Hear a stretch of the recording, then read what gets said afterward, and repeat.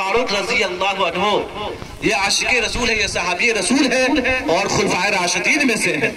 हम देख सकते हैं कि इनके दिलों में इनके दिल में अल्लाह का खौफ, रसूल की मोहब्बत थी और ये अपने वक्त के बादशाह थे।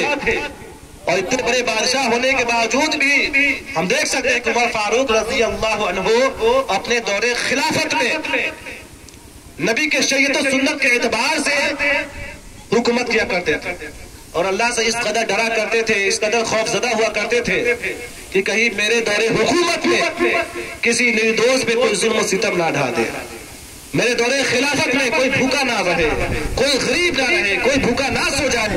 इसलिए कि अगर ऐसा हो गया मेरे दौरे खिलाफत में तो कल क़यामत के दिन उमर क्या मुंह दिखाएगा, अल्लाह रसूल को क्या मुंह दिखाएगा। वो खौफजदा रहा करते थे, रोया करते थे, किया करते थे। मैं आपको बताता चलूं अपने वक्त के हाकिम हैं और उनका हमेशा का ये रिवाज रहा, तरीका रहा कि अपने दौरे हुकूमत में जब तक उनकी खिलाफत रही, जब सारी दुनिया के लोग सो जाया करते थे, रात का सन्नाटा छा जाता तो अपने सिपाही के साथ गलियों में मोहल्लों में भेष बदल कर घुमा करते थे, चक्कर लगाया करते थे, इलाके के अहवाल का मुशाहरा किया करते थे कि मेरे दौरे खिलाफत में ऐसा तो नहीं कि किसी पर अत्याचार हो रहा है या हमारे दौरे खिलाफत में हालात कैसे हैं, मेरे दारे हुकूमत में कोई इंसान को किसी चीज की दिक्कत तो नहीं है। लिहाजा बारहा का उनका ये तरीका रहा। रवायत में आया है, लिखने वाले ने लिखा है कि एक मतबा अपने एक कासिद के साथ उमर फारूक रजी अल्लाह अन्हु गश्त कर रहे थे, चक्कर लगा रहे थे। अचानक उनकी नजर एक घर पे पड़ती है, उस घर से आवाज आ रही थी। लिहाजा उमर फारूक रजी अल्लाह अन्हु उस घर के करीब आ जाते हैं और क्या देखते हैं कि रात का सन्नाटा छाया हुआ है, एक बूढ़ी औरत है और एक लड़की है, उसकी बेटी, आपस में ये लोग गुफ्तगू कर रहे हैं। लिहाजा उमर फारूक रजी अल्लाह अन्हु जरा करीब आ जाते हैं। करीब आने के बाद उनकी बातों को सुनने लगते हैं तो वो बूढ़ी औरत अपने बेटी को ये कह रही थी, ए बेटी ऐसा करो कि कल सुबह दूध में पानी थोड़ा मिला दिया करो, इसलिए कि दूध में जब पानी हम मिलाएंगे तो मुनाफा ज्यादा होगा, दूध बिकेगा तो मुनाफा ज्यादा होगा तो पैसे ज्यादा आएंगे। वो अपने बेटी को ये नसीहत कर रहे थे और उमर फारूक की चीज को सुन रहे थे। लिहाजा जैसे ही बूढ़ी औरत ने अपने बेटी को ये नसीहत की तो बेटी ने जवाब दिया कि अम्मा जान, तुझे मालूम नहीं उमर फारूक शरीयत के खिलाफ कोई भी चीज बर्दाश्त नहीं करेंगे, वो कितने जलाली हैं, आपको उनके जलाल के बारे में पता है।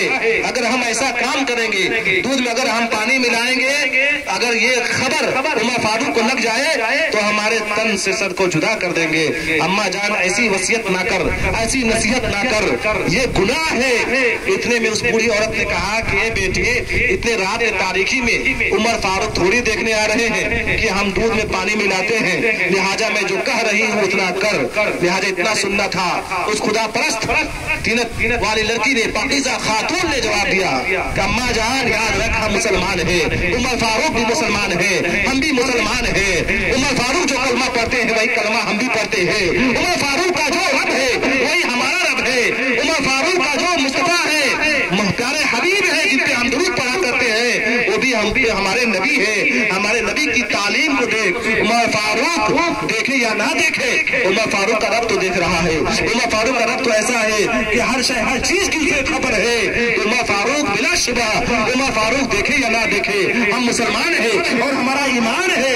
उमर फारूक देखे या ना देखे, मेरा रब सब कुछ जानता है, सब कुछ देखने वाला है। लिहाजा इतना सुनना था। उमर फारूक लरस जाते हैं और खुश हो जाते हैं उस लड़की की इस बात को सुनकर। अपने कासिद से कहते हैं कि इस दरवाजे पे एक निशान लगा दो। लिहाजा कासिद ने उस दरवाजे पे एक निशान लगा दिया। उमर फारूक महल आ जाते हैं, अपने हुजरे में तशरीफ लाते हैं। लाने के बाद सुबह की नमाज पढ़कर उसी कासिद को बुलाते हैं अपने करीब और कहते हैं, याद है रात में हम गश्त कर रहे थे, एक दरवाजे पे मैंने कहा था निशान लगा दो, तूने निशान लगाया था। लिहाजा उस घर पे जा और उस बुरी बात से दरियाफ्त कर, उसे किसी चीज की हाजत हो उसे पूछ। उमर फारूक उसको हर चीज मुहैया कर देगा। लिहाजा हुक्म पाकर कासिद उस बूढ़ी के घर जाता है, दरवाजा को खटखटाता है, अंदर से آواز آتی ہے کون؟ عمر فاروق کا قاصد نے کہا کہ میں عمر فاروق کا قاصد بول رہا ہوں۔ اتنا سننا تھا، وہ بوڑھی ڈر جاتی ہے، دروازہ کھول دیا جاتا ہے، قاصد اندر آتا ہے۔ اندر آنے کے بعد اس بوڑھی ماں سے کہتا ہے کہ میں قاصد عمر فاروق کا، عمر فاروق نے مجھے آپ کے احوال جاننے کے لیے بھیجا ہے۔ اے بوڑھی ماں، اگر کسی چیز کی حاجت ہے تو بول، میں عمر فاروق سے کہہ کر ہر چیز مہیا کروا دوں گا۔ عمر فاروق نے مجھے بھیجا ہے، اس بوڑھی ماں سے جا کے دریافت کر، اگر دولت چاہیے تو دولت دیا جائے گا، اگر تجھے چاول چاہیے یا کوئی حاجت کی سامان چاہیے تو کہا، میں عمر فاروق کا قاصد ہوں، تمہارے لیے ہر چیز مہیا کروا دوں گا۔ بوڑھی نے کہا کہ اے قاصد سن، میں غریب ضرور ہوں، میں غریب ضرور ہوں، اللہ کا دیا ہوا اتنا تو ہے کہ رزق 3 ٹائم کے کھانا میں کھا لیتی ہوں، لہٰذا زیادہ پیسے کی مجھے حاجت نہیں، لہٰذا میری ایک بیٹی ہے، اگر عمر فاروق اگر میرے لیے کچھ کر سکتے ہیں تو اتنا کر دے۔ آدھی سے زیادہ زندگی تو گزر چکی ہے، بوڑھی سوری ہو گئی، وہ کب موت آ جائے اس کی کوئی گارنٹی نہیں، لیکن ہر ماں باپ کی یہ تمنا ہوتی ہے کہ اپنی زندگی میں اپنی بیٹی کی بیاہ کر دے، نکاح کر دے، اور ہر ماں باپ کی یہ خواہش ہوتی ہے کہ اچھے سے اچھے خاندان میں اپنی بیٹی کا رشتہ کرو۔ لیکن آپ کو معلوم ہے کہ آج لوگ غریب لڑکیوں سے شادی کرنا کون چاہتا ہے؟ آج لوگ ایسے ہی رشتہ پسند کرتے ہیں جہاں پہ ان کو مال ملے گا، جہاں جو لوگ مالدار ہوتے ہیں، جہاں پہ جہیز ملے گا، بہت موٹا رقم ملے گا، لوگ ایسے گھروں میں رشتہ کرنا پسند کرتے ہیں۔ غریب کی بیٹیوں کو کوئی دیکھتا تک نہیں ہے، لہٰذا میں یہ افسوس کرتی ہوں کہ کاش میرے پاس بھی اگر مال ہوتا تو میں اپنی بیٹی کی شادی کسی اچھے خاندان میں، اچھے گھرانے میں کر دیتی، لیکن میں غریب ہوں، مفلس ہوں، لاچار ہوں، بس ایک جوان بیٹی کا غم مجھے ستائے رہتا ہے، ایسا نہ ہو تو اس کے نکاح سے پہلے میں انتقال کر جاؤں، پھر میری بیٹی کا کیا ہوگا؟ یہی درد لے کر میں جی رہی ہوں۔ لہٰذا اتنا سننا تھا، وہ قاصد واپس جاتا ہے اور تمام احوال، تمام معاملات کو عمر فاروق کی بارگاہ میں رکھتا ہے۔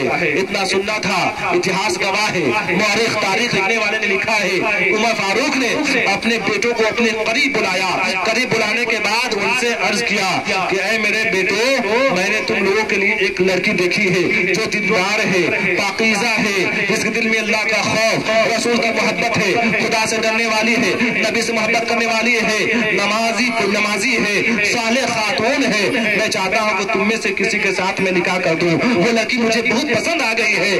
لہٰذا اتنا سننا تھا، ان کے لڑکوں نے جواب دیا، ابا جان آپ جس کے طرف اشارہ کر دیجئے گا وہ شادی کے لیے تیار ہو جائے گا۔ ابا جان ہم آپ کی بات کو کاٹ نہیں سکتے ہیں، اگر وہ لڑکی آپ کو پسند ہے جس سے آپ بول دیجئے گا اسے نکاح ہو جائے گی۔ لہٰذا غور کیجئے، عمر فاروق اپنے زمانے کے حاکم ہیں، بادشاہ ہیں، ان کے پاس کس چیز کی کمی ہے؟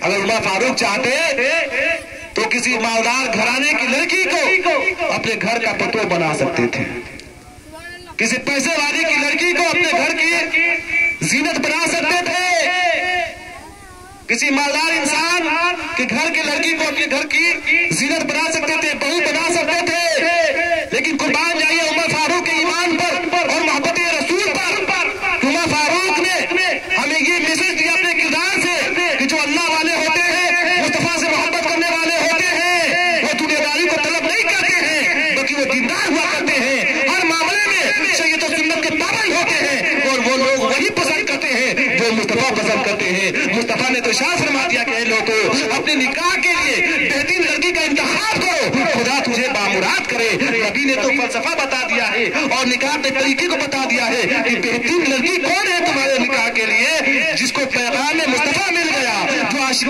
رسول ہے، جو اپنا جینا اٹھنا بیٹھنا چلنا پھرنا، موت و حیات، فلسفہ حیات، مقصد حیات، ہر چیز جب اس نے اللہ رسول پہ قربان کر دیا ہے، اپنے نفس کو کیا کر دیا؟ نفس کو قربان کر دیا اللہ رسول کی محبت پہ، تو بے شک جو عاشق رسول ہوگا اپنے نبی کی باتوں پہ عمل کرتا ہوا نظر آئے گا۔ عمر فاروق نے اپنے ایک لڑکے سے اس لڑکی کی نکاح پر آدھی، بولے سبحان اللہ، اور ہمیں درس دیا کہ اللہ والے جو ہوتے ہیں، نبی والے جو ہوتے ہیں، مصطفیٰ سے محبت کرنے والے ہوتے ہیں، وہ دنیا کو طلب نہیں کرتے ہیں بلکہ خدا کو طلب کرتے ہیں۔ وہ دنیا راضی ہو یا نہ ہو، بس ان کی یہی خواہش ہوتی ہے کہ دنیا راضی ہو یا نہ ہو، بس اللہ راضی ہو جائے، اللہ کے مصطفیٰ راضی ہو جائے، تاکہ ہم دنیا میں بھی کامیاب ہو جائے اور آخرت میں بھی کامیاب ہو جائے۔